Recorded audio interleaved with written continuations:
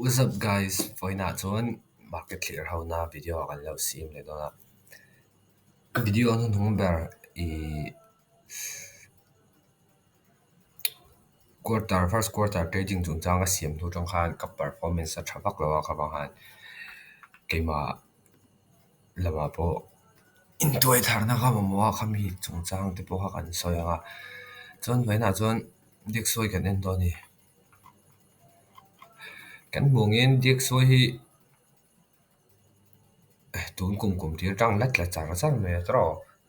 9% 10% don in tla to a Trump there is no pay ga zon lat la char zon tuna hian enge kan be se thei ti weekly hian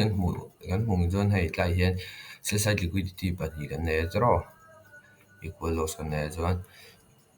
tuna hian weekly order block bullish order block a omega demand po kan ti thenga zon tuna hi zon retracement ka be se deu ni retracement ka ti han bai kada chawut ka be sei lawa Trump an tariffs ni som ko chu oppose bokta ha tro ma se news dang te polo chu le thea enge khami chung chang hadu news hi a chu akranga tariff sang lo pe ka chuan minute som ni dana chi aroin thla kha bang han market po a che thalei thei lawa na stock market lampo azi te to inga shia long term investor long term kan invest ani chuan bai hun view ni nga chuan dik so hian taila kan mong hian atlak tira tanga tuna to thing hian 10% ling lo hre da ni heti za thi thla chuan tuna chuan kan be sei tur chu retracement ba ka be sei am lo ni tro retracement khoi area thleng nge ti kha chu retracement te nom pa se kan soinga chuan weekly le 4 hour li hi kan en ko panga 4 hour a hian dik so hian retracement kan mu don chuan kan be sei tur chu market structure shift kan be sei tur ani tuna hian market structure shift kan huam mula kan mong hian consolidation phase alo metro market hi la consolidate mega tuna chuan kan be sei thei ka ti chuan example patni kan in penga chu mi zon trade kan la do ni first a chuan heng ha hi break a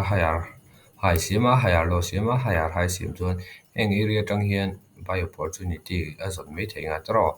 ma se chau hal gut karing lo chuan ta chuan enge kan target to ti ha kan sei bokawa chumi lo le thleng thei chu heng low hi ala la le thei example a car tir vela adipanga chuan ta market structure shi form le buy opportunity tha kan zong do ni kha dik soi ka mu dan chu ni chun tuna hian kan target thei chu hey 4 hour imbalance kan nei tro hei la feel lo ni chuan hetlai hian resistance zone kan chau hun turanga po sai thenga hemi area 101.28 100 pips vel ni ka ringa tro hemi vel hi kan target thei ni rina dik soi kan trade hemi dik soi hi hetia ka soina san chu USD pair how kan trade na sa dik soi ngor in trade pon kha chu thu shan ani trade ngai chung lawa example a henga bearish correction kan hu chuan bullish correction kan hu chau chuan mo euro USD ate khang hawa khan bearish correction kan hu ve arinuma chuan chu tiang chi chuan euro USD kan soinga euro USD chuan tuna chuan kan mong hian vei lama hlat to en hi chu ka du vak lawa ma se kan mong hian engma en tur le mom chong lo ni tro henga point euro USD po kan first kan tunai enge kan market structure kan hi chuan bullish ani target thei chu heng high kan target theya 100 pips ve la ni 200 pips 300 pips ala ni chau je lang kan bullish chau je kala be se ya chu daily ya bullish atro daily bearish in thak tor chon hun du rei ve ni chuan ta chuan inte entry area kan siam theng ti te po kha zon le thei ta ni chuan kan mong hian weekly a hian en thaila weekly a hian fair value gap kan siam atro hetlai fair value gap kan siam hi kan mong hian aron dip na chan sa man sang ani san chu 29 fair value gap hundanga siama fair value gap ron ta stall hawa chawle pop thin ta ni data khan I diak soi nen kan soi mel tur chu kan hmu hian euro USD hian hemi ha ya hian candle po ron chawlo tro candle po touch lawa week po asiam lawa candle in a close lawa bo chu wang zon helai fair value gap le headlai a kan support nei hemi area hi aron touch le na chan kha sang ani chuang che chuan mi kan bully sa higher time frame ma nge kan nga thai kan ti zon 4 hour hian retracement si among atro higher time frame po lang thonga heng area I kan weekly big takin weekly fair value gap area hian retracement sim se chu ai ang khat viewing a ria heng area hian retracement asiama long term dan chuan hei buy opportunity 500 pips don ani 400 hei swing next swing kha don hold tu rang chi ang khamo kha kan nei le thei be se ama chuan ai diak so nem diak so nem point ang viewing a ria diak so ya po chu ting che chuan I kha khan hei ni kan be se ta ni I hemi karon soin san chu tuna hian heng area thleng po hi ni thea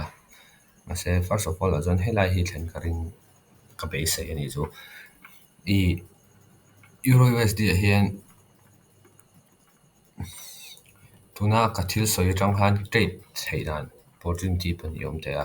dule heng area ron thlena swing kan ngak thea ni lo pon hemi short si hei 100 pips plus ani kan short du pon I lower time frame ma hetinga correction trade tu tlemin trend trade hain har dawa chu tinga chuan in end du chuan I 1 hour vele mo ai 1 hour po hi tuna chuan range overall chu range ama se last leg a chuan a bulisa heng hi clear bearish in shift kan nga nga chu mi hnuah chuan sell opportunity mo hepoi chet swing tia kan kar khat chung swing ong vela ka chuan man thei tho tur ka be sai chuan gold kan en lenga gold hi ka che thavak lawa kar ma sa lama opportunity tha chu tamani mo wase ka che thalo chung azun kan huang hian hei volume enter la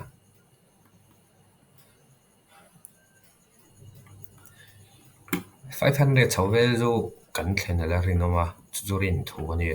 ma technical le fundamental te lo bon chan chu kan bullish tra tro chuan enge kan be se thei market structure kan na daily a hian kan hung hian hemi fair value gap hi ka ma sak ber ani tu kar ka trade ka loss tam na ber po tlai hi ka lo nga ka volume enter la tro kalau nga ka aron chuk lawa I ka bearish view ani zo kami ha diklaw ka han loss ka nei wala chuan tunahin kan hmu hian heng Friday a bo han sale opportunity tha ni ke ti sales te po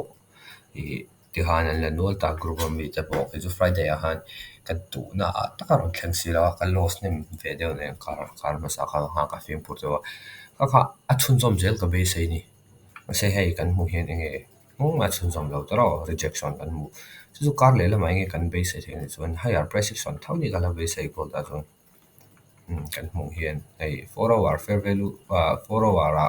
fair value ke paron ta chatro hei headline nu zo polar on touch lo zui a reject le ngal pu pa daily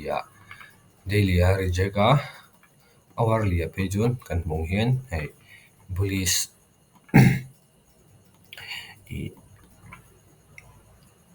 bullish fair value ke paron siama mo ma se I tunain buy thot kha chi bak chung lo ni scalper kan ni chuan thu shan ani ase long term an tele don chuan enge kan be sai thai kan ti chuan hemi lower high hi break se chunga chuan hemi 1 hour lower high break an zer hian I higher price action opportunity te bo kan hmu le thei ka be se example chu ni lawa I hemi last demand last supply hian a holta heng break kan hmu le chuan I kan area hmu thei chu heng 3270 ei kan first area hmu thei ni tro ei kan first area aron thlen thei na ni chuan heng ina ala hol zo lo chuan heng te hei chan chu I gold hi big takin feel lawanga alu tu ga tro daily ani for police overall chu chak view mai ma se technical standpoint tak chuan heng ho hi fundamental hi poi mo zok ta ni technical standpoint tak chuan la feel lawanga ma se kan be sei dana chuan heng hai hi tuna apoi mo ber chunia monday ya i essence sonin direction meron pechinga new year ka trade na tur trade dan tur ante ka sayang direction te pop karia friday a market in close on monday chu luma san bi karia ke po essence son le india stock market in open huna te khang te po trade ke na khang hau te ke ma chu lo po ke ma chu lo te lo ke ai team tak tak te pro group a no ma khang hau te an trade te nge khang an thil ti te in siat in en tu chuan group a khan a ve thea link ka lo da le nga kha kha adu ta na join the ni chuan hei a break na tinge khati chuan tuna chuan higher time frame a kan bullish atro lower time frame a hemi hi a break khati kharna chan chu heng correction a chuan correction a chuan example a bullish a chuan aron touch kher kher ngai lo ni ma se correction a chuan demand zong zong te heng te a deep theng berin aron touch rina chuwang chuan hei poi 1 hour hem bullishness is so view ma se 1 hour hem bullishness is so view ma se hemi hian ala hold the ni hemi ri hian mo ka asian in a hold ta lower low te kan la mu le chuan new year ka han lower low kan mu chhun zom zel la be se yo chu ka mu da na ni a ama ni in ngai dan te bo ko min ale ha share ka te a soi ve ola soi ho se ka no ma heng te hemi te hi ni ka en don ni kha zong kha ni mai be na chu ti mai in hei ka en le la hong